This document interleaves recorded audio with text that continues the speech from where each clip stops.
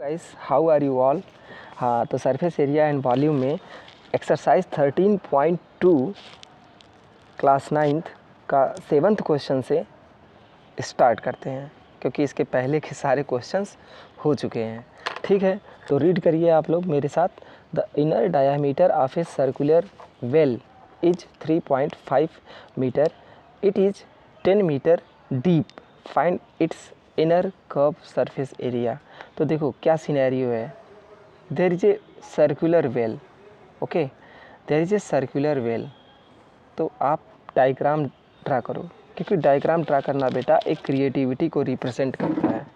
ठीक है, और एसोसिएटेड डेटा जो है उसको भी लिख लिया करिए, लगे हाथ। सर्कुलर वेल का डायामीटर है 3.5 metre and it is deep 10 metre deep, 10 metre deep. Find its inner curved surface area. जब आप सर्कुलर वेल, शायद ही आप लोग देखे हों सर्कुलर वेल, यहाँ अंदर से उसका इनर कर्व सरफेस एरिया पाना है, यानी कि ये सारे सरफेसेस। तो इनर कर्व सरफेस एरिया के बारे में अगर आपसे पूछा है तो वही सिंपल कर्व सरफेस एरिया का फार्मूला क्या होता है, 2πr/h। अब इसमें आप वैल्यूज़ को पुट कर दीजिए। 2π के जगह पे 22/7। r कितना है, ध्यान से, क्योंकि यहाँ पे डायामीटर दिया हुआ है ना, तो डायामीटर का आधा जो होता है वो रेडियस होता है, इनटू हाइट कितना दिया हुआ है 10 मीटर। ये भी मीटर में है, ये भी मीटर में है, तो कोई पंगा की बात नहीं है। अब इसको आप सिंप्लीफाई करिए, 0.5 टाइम्स जाएगा, ये 11 टाइम्स जाएगा, और ये 11 दूना 22 हो जाएगा, और ये 5 × 10 50 होगा, लेकिन एक डिजिट के पहले डेसिमल, तो 22 बचे 110 हो जाएगा। ठीक है, ये कर्व्ड सरफेस एरिया आपका आ गया। सेकंड पार्ट क्या कह रहा है बेटा, सेकंड पार्ट क्या कह रहा है, the cost of plastering this curved surface at the rate of, rate दिया हुआ है, रेट ऑफ 40 रुपीज़ पर मीटर स्क्वायर। इसका मतलब मैंने आपको बताया था बहुत ही आराम से कि यार इसको मैथमेटिक्स में कैसे प्रोड्यूस करते हैं। मैंने आपको बताया था, इसको लिखिए, जो रुपीज़ आपको देना पड़ रहा है वो 40 पर मीटर स्क्वायर। इसका मतलब 1 मीटर स्क्वायर अगर आप सरफेस एरिया को पेंट करवाते हो तब आपको रुपया 40 खर्च करना पड़ता है। तो he is asking for cost of plastering this curved surface, this curved surface को प्लास्टर करने का कितना कॉस्ट देना पड़ेगा। तो कर्व्ड सरफेस है कितना यार, इतना ही तो है, 110। So 110 metre square this curved surface को प्लास्टरिंग करने में कितना कॉस्ट आपको इनकर करना पड़ेगा, 110 40, तो 0 0 इतना कॉस्ट आपको देना पड़ेगा। तो गाइस ये बहुत ही आसान क्वेश्चन था। अब इसके आगे 9th क्वेश्चंस आप लोग ट्राई करिए, पॉज करिए और रीड करिए, क्योंकि रीड करने एग्ज़ाम में कोई और नहीं आएगा, आपको ही रीड करना पड़ेगा। चलो, question number 9, the lateral or curved surface area of a closed cylindrical petrol storage tank that is 4.2 metre in diameter and 4.5 metre high. देखो, जब तुम सिलिंड्रिकल पेट्रोल स्टोरेज टैंक बनाते हो तो बनाओ। पहला डाटा तो काफ़ी आसान है कि इसमें जो डायामीटर दिया हुआ है वो दिया हुआ है 4.2 metre in diameter and 4.5 metre high, 4.5 metre high. तो इसका मुझे पाना लैटरल और curved surface area of a closed cylindrical petrol storage tank. मैं बार बार क्यों पढ़ रहा हूँ इसको, ध्यान दो, closed cylindrical petrol storage tank.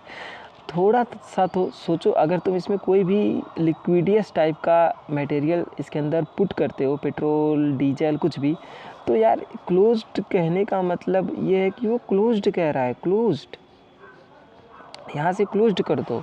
Petrol डाल दिया, क्लोज करके इसको यहाँ पे स्टोर कर लिया, अब ऊपर से इसको क्लोज कर दो, क्लोज। बेटा जब इसको तुम क्लोज कर दोगे जब इसको तुम क्लोज कर दोगे तभी तो पेट्रोल वोलाटाइल होता है ना, नहीं तो उड़ जाएगा, नहीं उड़ जाएगा ना यहाँ से, इसीलिए क्लोज्ड है। यार ये सब थोड़ा फिजिक्स की बात है, लेकिन मैं तुमको यहाँ पे मैथमेटिकल शब्द जो लिखा हुआ है क्लोज्ड, इसका मतलब ये होता है बेटा, इस शब्द पे काफ़ी ज़्यादा ध्यान देने की बात है कि अब जो टोटल सरफेस एरिया इन्वॉल्व होगा ना, वहाँ पे 2 पाई आर एच के साथ साथ 2 पाई आर स्क्वायर भी लेना पड़ जाएगा आपको। एनीवे अभी आपसे वो कर्व्ड सरफेस एरिया पूछ रहा है, तो कर्व्ड सरफेस एरिया जो आप निकालोगे वो तो आसान है, 2 पाई आर एच।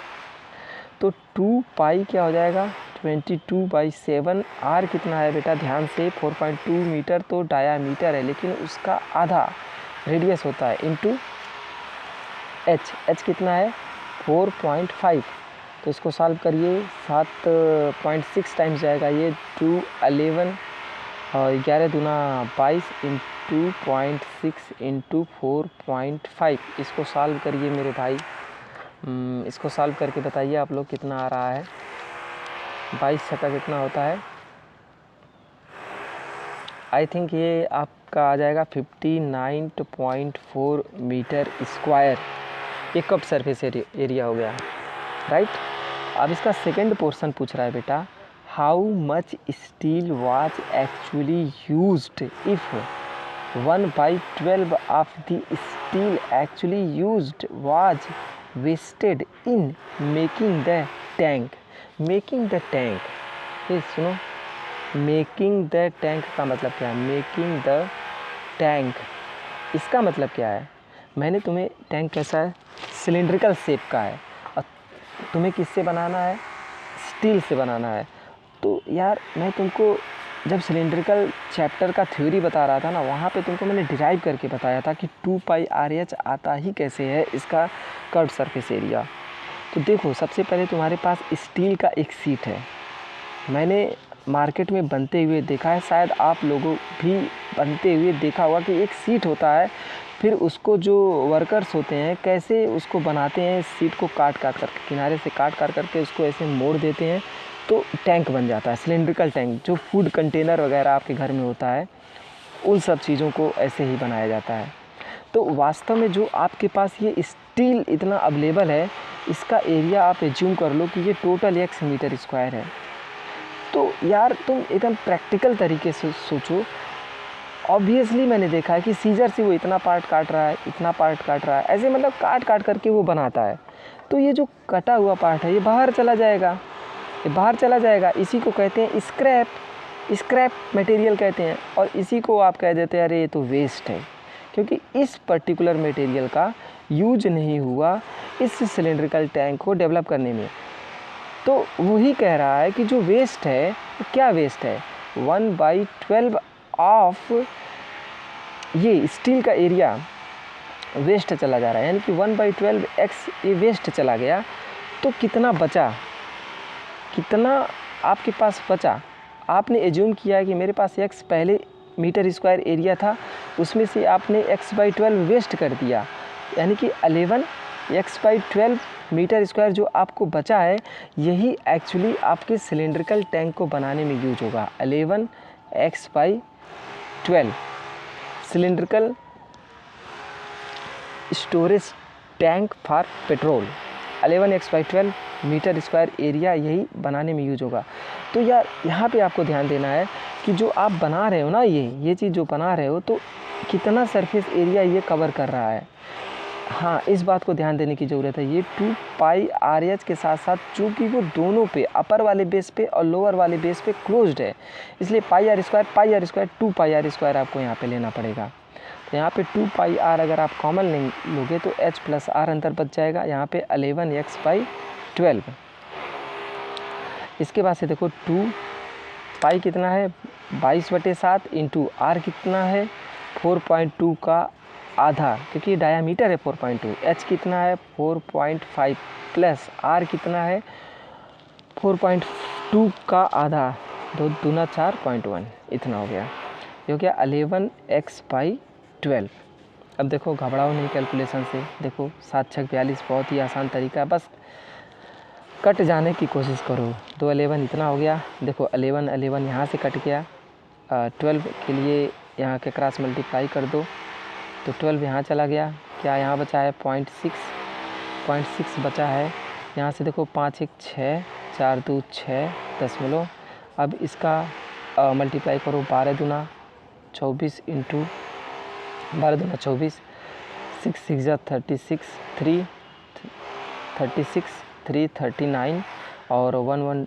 फिर यार आप लोग इसको मल्टीप्लाई करिए, ठीक है, इसको आप लोग मल्टीप्लाई करिए तो जो आएगा वही आपका एरिया निकल कर के आ जाएगा। एक्चुअली में वो निकल कर के आ जाएगा कि कितना स्टील एक्चुअली आप लोगों ने यूज किया है, वो एक्स तुमने निकाल लिया, ठीक है। तो इस तरीके से आप इस लोगों में एक बेटर क्लैरिटी डेवलप करिए। अब 11th क्वेश्चन देखो बेटा।